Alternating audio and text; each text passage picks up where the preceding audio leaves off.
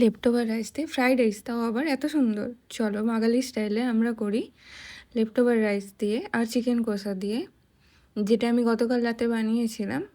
ওটাই থেকে গেছিলো, তো ভাবলাম ওটা দিয়ে ফ্রাইড রাইস করে ফেলি। তো ফ্রাইড রাইস করার জন্য যেগুলো লাগে, গাজর, বিনস, আমার কাছে যা যা সবজি ছিল যেগুলো ফ্রাইড রাইসে লাগে, তো ওগুলোই দিয়ে দিয়েছি। ফার্স্ট মাশরুম কয়েকটা ছিল, ভাবলাম খারাপ কেন হয়ে যাবে, ওটা দিয়ে দিই।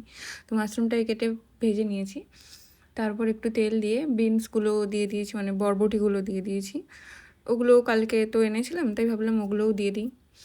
বরবটিটাকে একটু ভালো করে ভেজে নেব লবণ আর হলুদ দিয়ে, আর কোনো মশলা দেওয়ার দরকার নেই। বরবটিটা যখন হালকা ভাজা হয়ে যাবে, তারপর আমরা নামিয়ে নেব। তারপরে আমরা কেটে রাখা গাজরগুলো দিয়ে দেবো কড়াইতে।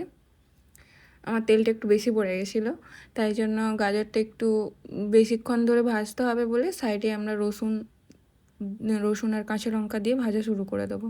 তো দেখো, আগে গাজরটা হালকা করে ভেজে নিই, তারপর সরিয়ে দিয়ে ওই একই কড়াইতে রসুন দিয়ে দিলাম।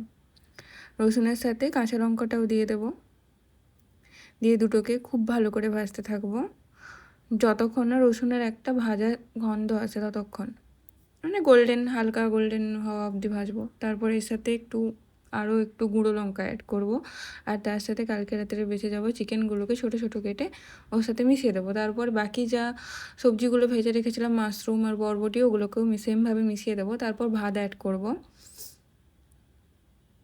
ভাতটা অ্যাড করে আমরা কিছুক্ষণ ভাজবো যতক্ষণ না এটা হয়ে যায়। তারপর হয়ে গেলে আমি আমার টিফিন বক্সে ওটা প্যাক করে নেবো। চলো তোমাদেরকে প্যাক করা দেখাই। একদম ঝুরঝুরে হয়েছে, লেফট ওভার রাইস বলে মনেই হবে না, ওই চিপচিপে ভাবটা নেই। তো ফ্রাইড রাইস একদম খুব সুন্দর হয়েছে। তোমরাও একবার ট্রাই করে জানিও যে এটা কেমন ভালো লেগেছে খেতে। ওকে, বাই বাই বাই।